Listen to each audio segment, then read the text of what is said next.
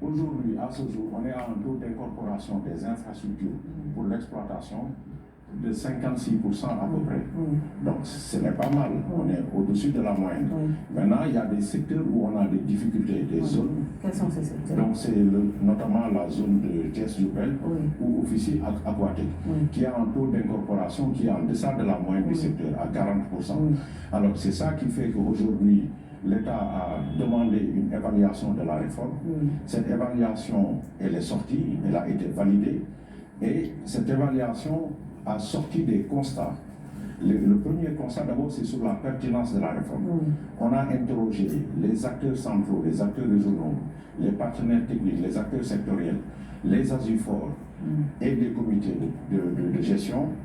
Globalement, les gens estiment que la réforme elle est pertinente. Mais parmi quand même vos partenaires que vous venez de citer, on entend souvent dans quelques parties du pays, les populations décrier la gestion de Aquatech par exemple. Oui, c'est ce que je suis en train de vous dire. C'est-à-dire qu'on a une histoire déjà autour de ces forages qui étaient gérés par des ASUFOR. Aujourd'hui, le sentiment qu'ils ont, c'est qu'on va les dessaisir de ces installations parce que vous savez qu'il y avait des intérêts qui étaient en jeu, etc. Parce que c'est eux-mêmes qui géraient et qui vendaient l'eau aux populations. Donc, ce qu'on a compris, en tout cas à travers tout ça, c'est que les populations souhaitent beaucoup plus d'implication dans la gestion de l'eau en milieu rural. Et sur ça, la réforme a mis en évidence un certain nombre de recommandations. Nous allons aller vers une nouvelle étape, sur une nouvelle refonte en fait de la structure, en tout cas du capital de certains délégataires, dont Aquatech. D'ailleurs, j'ai eu l'honneur de recevoir le président directeur général la semaine dernière pour qu'on puisse retravailler sur une nouvelle forme d'organisation qui impliquerait d'abord l'État et également les collectivités territoriales qui sont traversées par la réforme.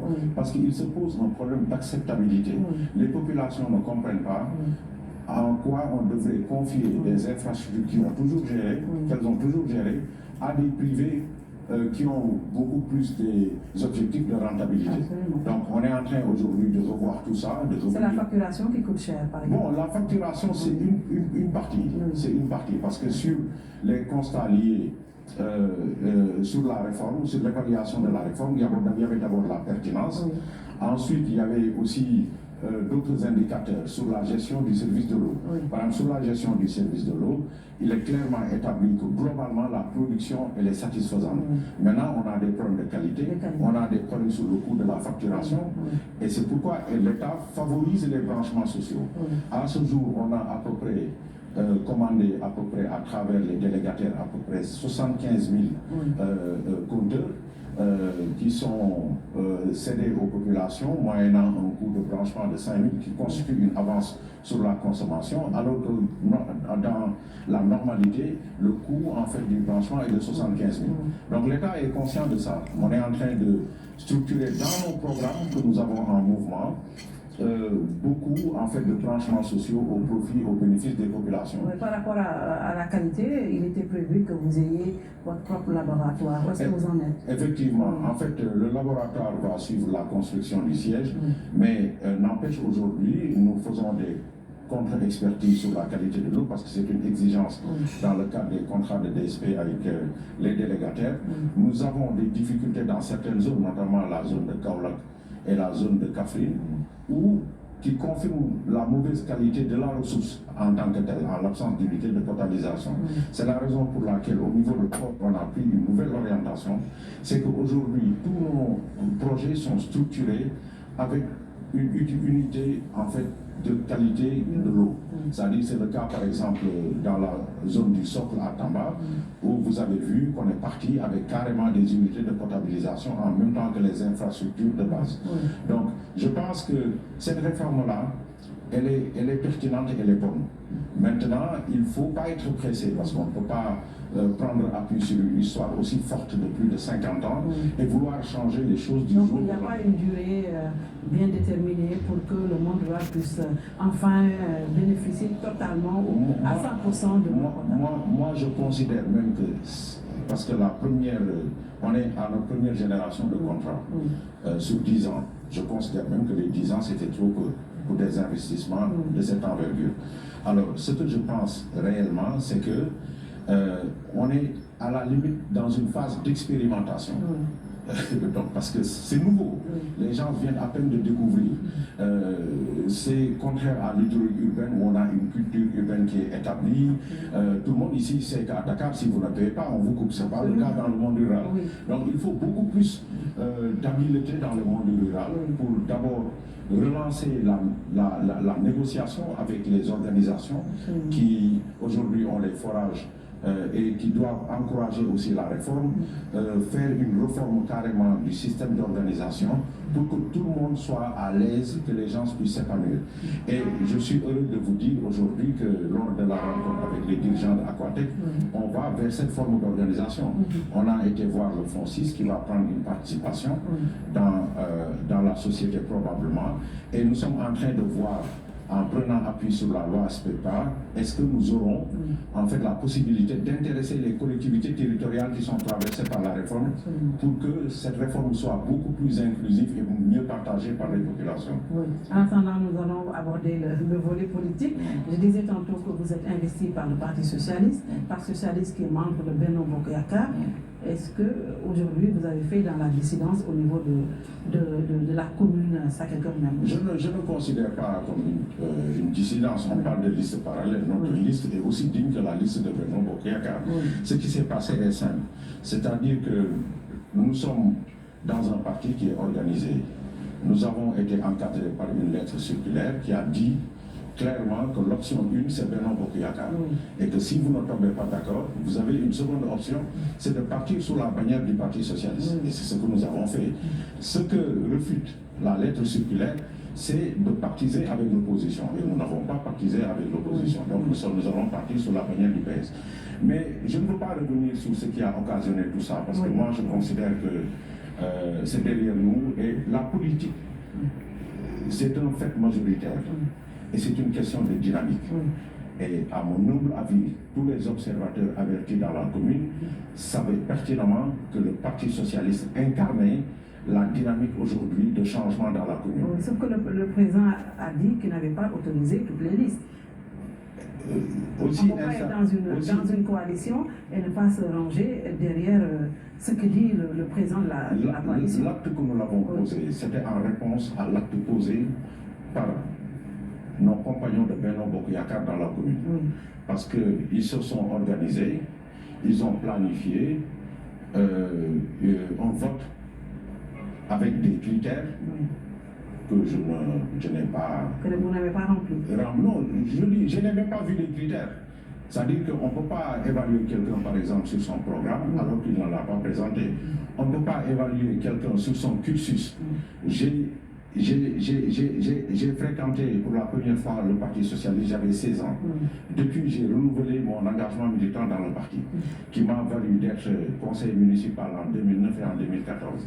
Je suis le coordonnateur des cadres du parti, le coordonnateur de la coalition Benno Bokk Yakaar, des cadres de la coalition Benno Bokk Yakaar. Donc vous savez que j'ai du vécu politique. Maintenant, je ne suis pas formaté comme les autres.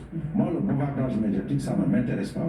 Donc si on établit des critères, il faut que ce soit des critères qui soient partagés avec les partis d'abord. On a parlé d'une charte, je n'ai même pas vu la charte. Donc comment on peut voter sur cette base? Donc ça veut dire que c'était une organisation, c'était une opération planifiée qui visait à disqualifier le candidat du Parti Socialiste que j'étais, parce que j'ai été dûment mandaté et avec une résolution qui a été transmise à qui de droit. Maintenant, je pense que c'est ça la politique. La politique, ça va avec des fois des choses comme ça. Nous, ce qui est constant ça ne pourrait pas fragiliser quand même Benno Bokk Yakaar au niveau de cette commune de Sacré-Cœur-Mermoz. Il faut rappeler que Benno a choisi Zator Mbaye. Pourquoi vous n'avez pas voulu rentrer derrière Zator Mbaye? Je vais vous faire une conférence aujourd'hui. Aussi invraisemblable que cela puisse paraître. Jusqu'à aujourd'hui, je n'ai reçu aucune notification que c'est lui le candidat de Benno. Est-ce que vous trouvez ça normal? Alors que je suis le coordonnateur des cadres du Parti Socialiste et le coordonnateur des cadres de Benno Bokk Yakaar. Alors, donc, moi je l'ai appris sur Facebook comme tout le monde et je pense que peut-être si le président a pris cette décision, il a dû prendre appui sur ce qui a été fait et que nous condamnons. Donc, la politique, c'est un exercice de responsabilité aussi. Nous avons pris nos responsabilités sans pour autant être dans une posture... Cela ne va pas fragiliser Benno au profit de l'opposition peut-être. Vous savez, on sera obligé de nous compter. Nous, aujourd'hui, nous sommes confiants. Depuis plusieurs mois, nous travaillons sur le terrain. On a serré la main à des maximum, des milliers de personnes. Donc, notre discours passe. Les gens apprécient non seulement notre discours, mais ils apprécient aussi notre approche et notre simplicité. Et je pense que les populations sont les meilleurs baromètres en matière d'élection. Donc je crois qu'il y a eu une opération qui a été menée, que nous n'avons pas appréciée du tout, mais nous sommes des hommes de conviction et des hommes de valeur et de principe, et il y a des choses inacceptables au Parti socialiste. Alors, aujourd'hui, vous avez comme adversaire Zator Mbaye, qui est de Benno, le Parti socialiste est de Benno. Vous avez également Barthélémy Diaz, qui a été également investi, encore, il est candidat à sa propre succession, en même temps pour la ville de Dakar également. Vous avez quand même le gros calibre. Mais peut-être ça va rendre la victoire encore beaucoup plus belle. Vous savez, nous avons été éduqués pour travailler dur et travailler dans le silence et dans l'efficacité.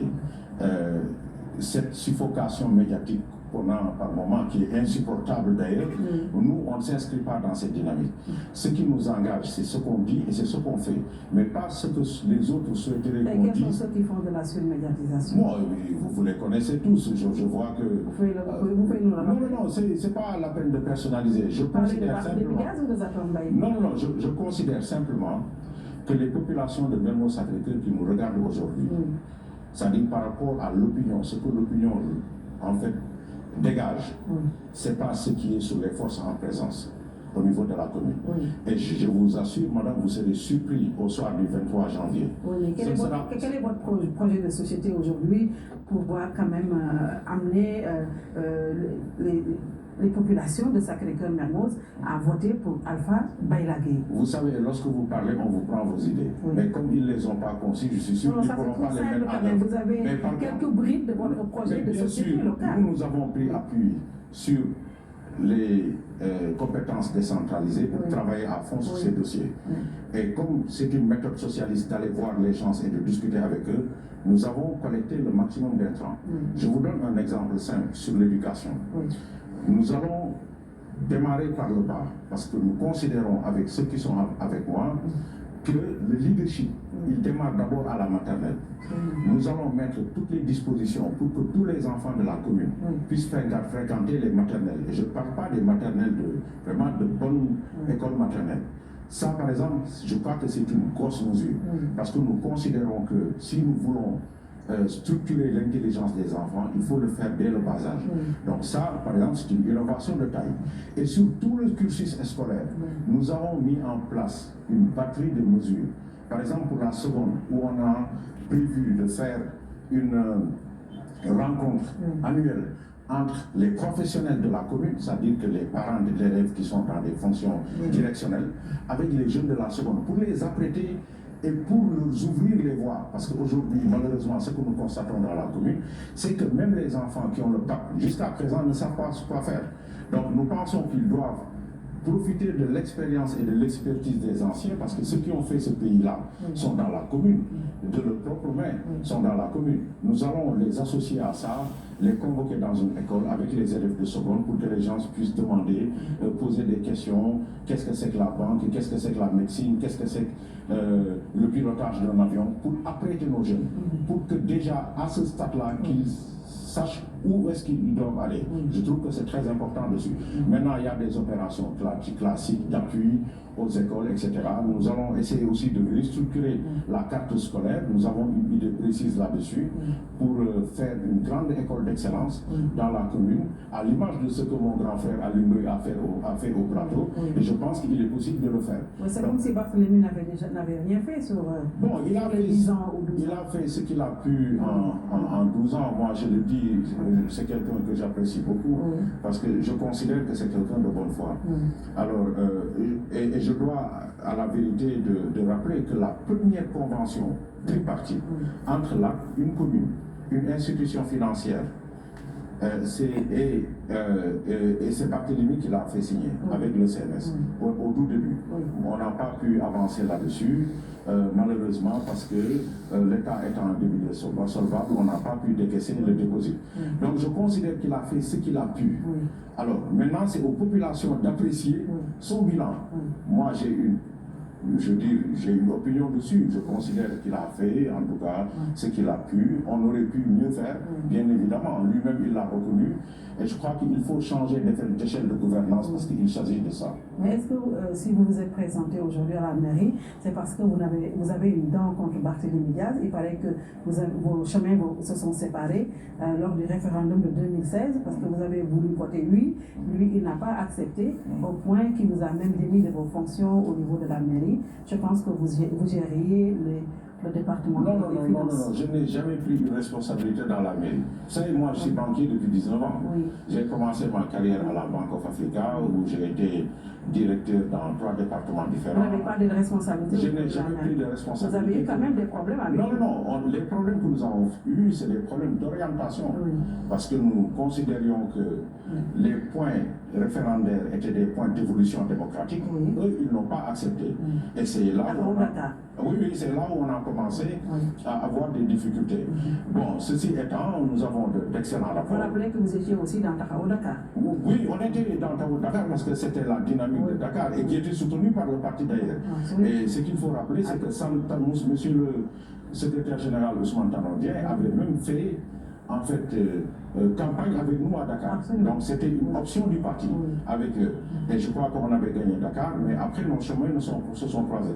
Je continue à croire, madame, que ce que le Parti socialiste a fait avec Macky Sall, si c'était à refaire, c'est ça qu'il fallait faire.